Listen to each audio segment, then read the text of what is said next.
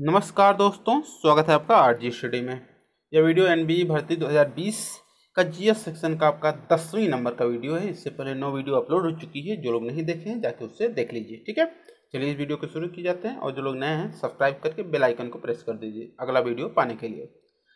पहला क्वेश्चन है कि निम्नलिखित में से किसी वित्तीय लेन देन के रूप में निर्दिष्ट ऋण साधन नहीं कहा जाता है। कौन सा एक साधन है और कौन सा इसमें एक नहीं है, इसमें से और सभी के सभी साधन हैं, ठीक है। जमा प्रमाण पत्र भी है, ब्रांड है, इसके तहत आप लोगों को ब्रांड दिया जाता है और वाणिज्यिक पत्र भी है। लेकिन जो स्टॉक है, ये स्टॉक जो है आपका एक ऋण उपकरण नहीं है, इससे कोई ऐसा नहीं काम किया जाता है, ठीक है। चलिए अच्छा आगे है, नेक्स्ट क्या करते हैं देखिए कि किस पंचवर्षीय योजना के दौरान कृषि उत्पादन की भूमिका, जो कृषि उत्पादन की विकास दर नकारात्मक थी, तो किस ऐसा कौन सा पंचवर्षीय योजना थी। तो पंचवर्षीय योजना तीसरी, और आप लोगों को ये भी बता दें कि तीसरी पंचवर्षीय योजना सबसे असफल मानी जाती है। कौन सी? तीसरी पंचवर्षीय योजना सबसे असफल मानी जाती है, ठीक है। तब ये भी बात कर लेते हैं कि सबसे सफल योजना कौन सी। तो आठवीं पंचवर्षीय योजना थी जो वो सबसे सफल पंचवर्षीय योजना मानी जाती है, ठीक।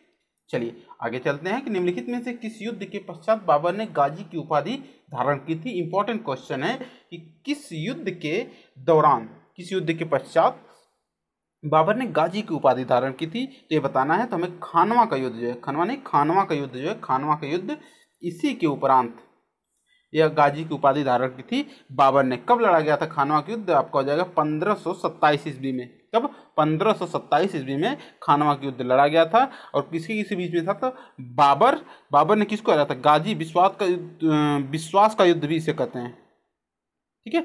विश्वास का युद्ध, गाजी मतलब क्या होता है? विश्वास का युद्ध, ठीक।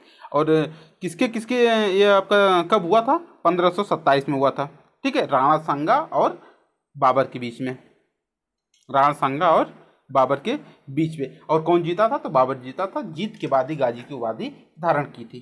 नेक्स्ट है कि निम्नलिखित में से कौन सी घटना वारेन हेस्टिंग्स के काल में घटित नहीं हुई थी। नहीं है, ध्यान दीजिएगा कि कौन सी घटना ऐसी है जो कि वारेन हेस्टिंग्स के समय में नहीं घटित हुई थी। तो 44 नंबर का देखिए क्या है कि प्रथम आंग्ल मराठा युद्ध इन्हीं के कार्यकाल में हुई थी। रोहिल्ला युद्ध जो आपका इन्हीं कार्यकाल में, चेत सिंह की घटना जो है इन्हीं के कार्यकाल में हुई थी। लेकिन हेलबरी कॉलेज की स्थापना जो है इनकी कार्यकाल में नहीं हुई थी, ठीक है। इनकी कार्यकाल में नहीं हुई थी। चलिए आगे चलते हैं कि विश्व का सबसे ऊंचा ज्वालामुखी पर्वत कोटोपैक्सी कहाँ है। यहाँ से 2 क्वेश्चन आप लोगों को जानने के लिए मिल जाएगा कि विश्व का सर्वाधिक ऊंचा ज्वालामुखी कौन है। तो कोटोपैक्सी है। और कहाँ पे है यह कोटोपैक्सी? तो आ जाएगा इक्वेडोर। कहाँ पे? इक्वेडोर में है, ठीक है। यह एक सक्रिय, क्या है? सक्रिय स्तर की यह ज्वालामुखी है, ध्यान रख रहिए। अगला है कि कार्डेमम पहाड़ी कहाँ स्थित है। कार्डेमम की पहाड़ियाँ कहाँ स्थित हैं? तो 46 नंबर को जाएगा 3, केरल में। कहाँ पे? केरल में। इंपॉर्टेंट क्वेश्चन है, अक्सर पूछा जाता है क्वेश्चनों में, ठीक है। चलिए नेक्स्ट है पंडित भीमसेन जोशी हैं। क्या है? पंडित भीमसेन जोशी क्या है यह बताना है। तो इसमें हो जाएगा आपका हिंदुस्तानी गायक हैं। क्या है? गायक हैं, हिंदुस्तानी गायक हैं। शास्त्रीय परंपरा के कर्नाटक के गायक हैं, थे, मतलब मृत्यु हो चुकी इनकी, ठीक है। चलिए नेक्स्ट है भूटिया जनजाति जो अपनी पारंपरिक भव्यता, कला और पाक शैली के लिए व्यापक रूप से जानी जाती है, किस राज्य में पाई जाती है। तो भूटिया जनजाति किस राज्य में पाई जाती है? तो भूटिया जनजाति देखिए आपका 48 का हो जाएगा 1, सिक्किम में पाई जाती है। कहाँ पे? सिक्किम में पाई जाती है भूटिया जनजाति। आगे दी नेक्स्ट क्वेश्चन है कि 49 नंबर क्या है कि किस सत्र में कांग्रेस पार्टी का विभाजन हुआ था। तो यह हुआ था 1907 ईस्वी में। 1907 ईस्वी में, दिसंबर 1907 ईस्वी में सूरत अधिवेशन, हाँ सूरत अधिवेशन में नरम दल और गरम दल विभाजित हो गए थे, अलग अलग हो गए थे, ठीक है। तो ऑप्शन इसका क्या हो जाएगा? डी। नेक्स्ट है जनसंख्या के मामले में पाकिस्तान विश्व में किस स्थान पे है। तो पाकिस्तान की भी बात कर लेते हैं कि किस स्थान पे है जो जनसंख्या के मामले में, किस स्थान पे है आपका। तो हो जाएगा आपका 5वें, कौन से? 5वें स्थान पे है जनसंख्या के मामले में, ठीक है। चलिए अगला है कि पदार्थ के परमाणु सिद्धांत किसने प्रतिपादित किए थे। तो जो है पदार्थ के परमाणु सिद्धांत किसने प्रतिपादित किए थे, तो यहाँ पर हो जाएगा हमारा डाल्टन है। कौन है? डाल्टन। ठीक है। नेक्स्ट है कि निम्नलिखित में से किस औषधि का उपयोग अपच का उपचार करने के लिए होता है, तो किस औषधि का उपयोग अपच का उपचार करने के लिए होता है, यहाँ पर हो जाएगा किसका?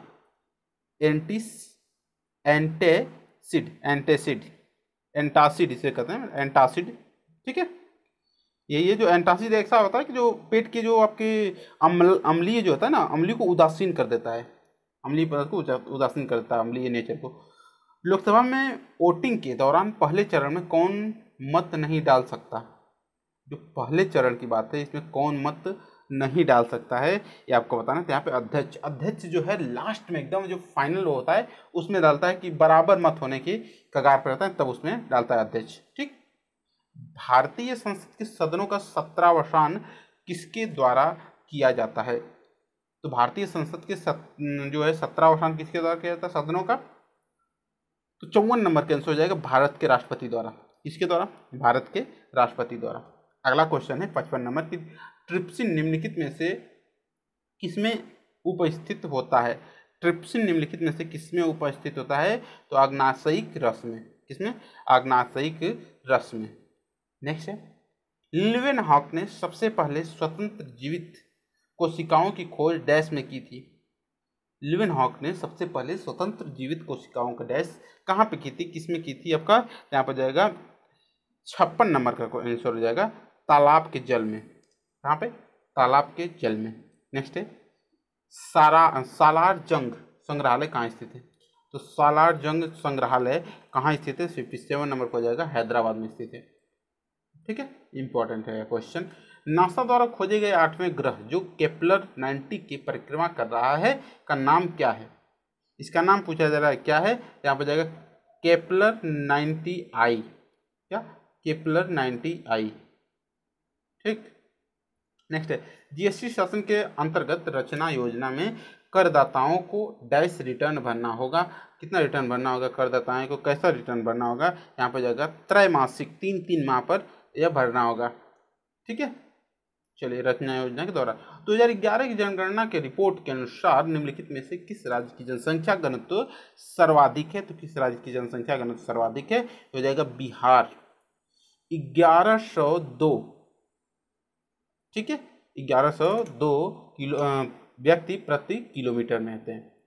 इसके बाद सेकेंड नंबर पर आ जाएगा पश्चिम बंगाल, आपका 1029 है।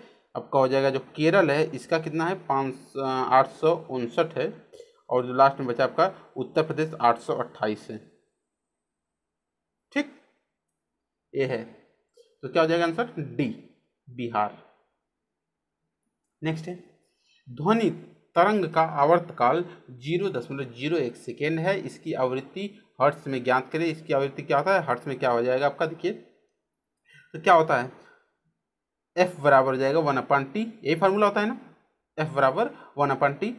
टाइम कितना ले रहा है?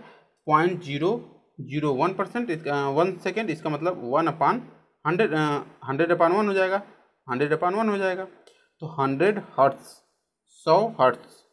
ठीक है।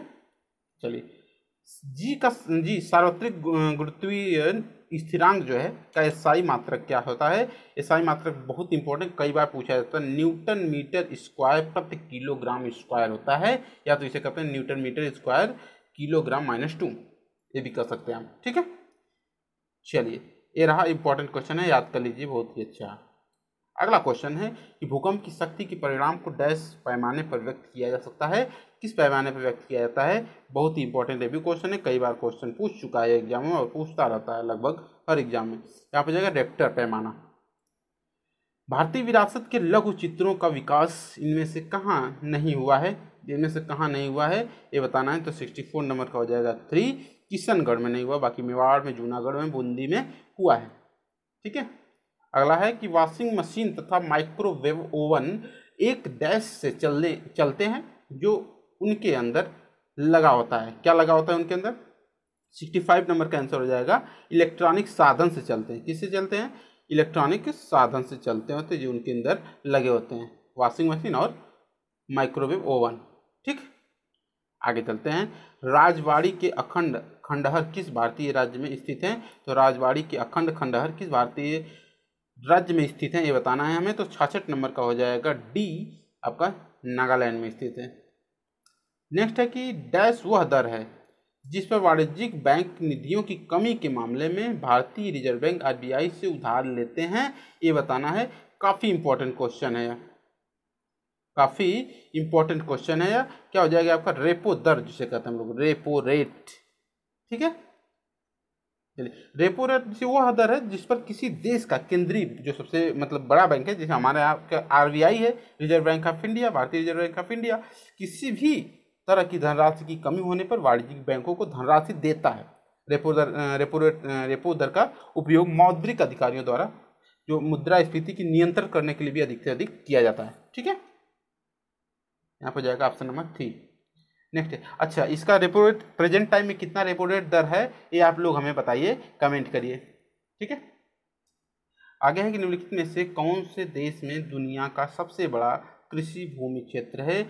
सबसे बड़ा कृषि भूमि क्षेत्र कहाँ है दुनिया का, ये बताना है। 68 नंबर का हो जाएगा भारत में। यहाँ पे भारत में है। ठीक है, चलिए अगला क्वेश्चन है कि पश्चिमी घाट की पश्चिमी ढलानें पूर्वी ढलानों की तुलना में घने जंगलों से ढकी है, क्यों? क्यों ऐसा है, क्यों है? तो आप हो जाएगा आपका, देखिए अधिक वर्षा होती है।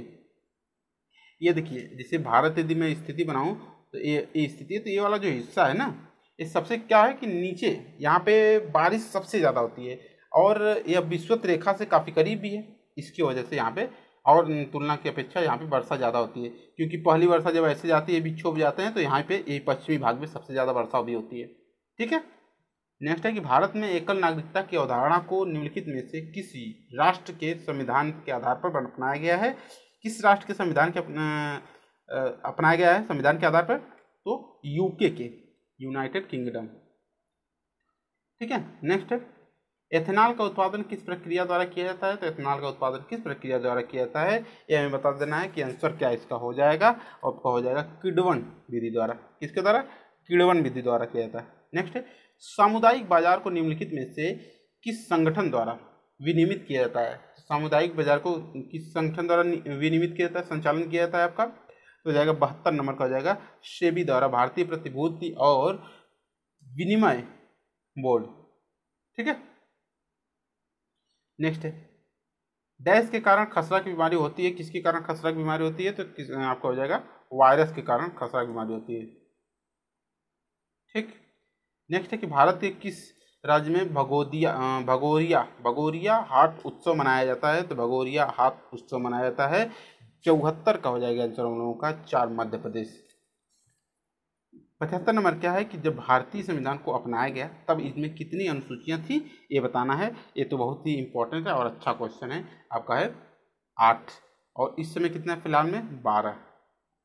ठीक है, नेक्स्ट है कि निम्न में से कौन सा नृत्य मध्य प्रदेश की एक नृत्य शैली है? तो मध्य प्रदेश की नृत्य शैली इसमें से क्या है? तो माचा। क्या है? माचा। धनानंद को हराकर मौर्य साम्राज्य की स्थापना किसने की थी? तो मौर्य साम्राज्य की स्थापना किसने की थी? यहाँ पर जाएगा चंद्रगुप्त। नेक्स्ट है कि आंध्र प्रदेश का निम्नलिखित में से कौन सा क्षेत्र सक्रिय रूप से पेट्रोलियम के उत्पादन से जुड़ा हुआ है? तो आंध्र प्रदेश का कौन सा ऐसा क्षेत्र है जो सक्रिय रूप से पेट्रोलियम से जुड़ा हुआ है? वहाँ पर हो जाएगा जो है कृष्णा गोदावरी बेसिन। क्या? कृष्णा गोदावरी बेसिन। ठीक है, नेक्स्ट है, अगला है 79 नंबर है कि 1529 में घाघरा के युद्ध में मुगल बादशाह बाबर ने किसे हराया था? तो मुगल बादशाह बाबर ने किसे हराया था? तो महमूद लोदी को। किसे? महमूद लोदी को। ठीक है, हराया था। चलिए नेक्स्ट है,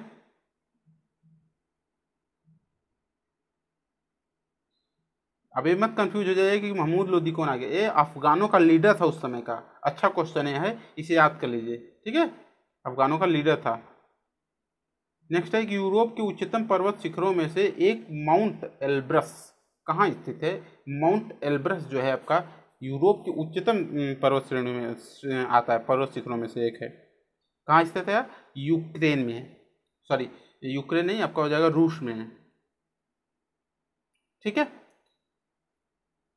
चलिए महात्मा गांधी ने डैश अर्थव्यवस्था की वकालत की थी, किस अर्थव्यवस्था की वकालत की थी? विकेंद्रीकृत अर्थव्यवस्था की वकालत की थी। नेक्स्ट है कि महात्मा गांधी के लिए डैश भारतीय मानवता की एकता एक इसकी आर्थिक स्वतंत्रता और समानता का प्रतीक था। इसका क्या हो जाएगा आंसर?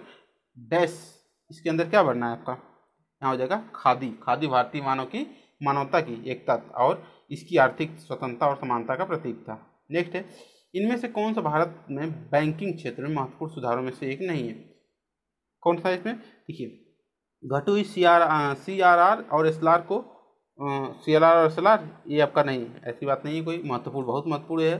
ब्याज दर का विनिमय ये भी बहुत महत्वपूर्ण है। नई पीढ़ी बैंक ये भी सही है, लेकिन वर्धित SLR ये सही नहीं है आपका। ठीक है, सुधारों में से एक नहीं है। नेक्स्ट है, वन विभाग के सर्वेक्षण के मुताबिक भारत का वास्तविक वन कवर भौगोलिक क्षेत्र का कितना है? ये 2 साल पर रिपोर्ट आती है, 2019 में आई थी रिपोर्ट, बहुत ही इंपॉर्टेंट है, 2021 तक यही चलेगी। ठीक है, 84 नंबर क्या हो जाएगा हम लोगों का आंसर? यहाँ पर हो जाएगा 21.54%। वन कवर भौगोलिक क्षेत्र का है।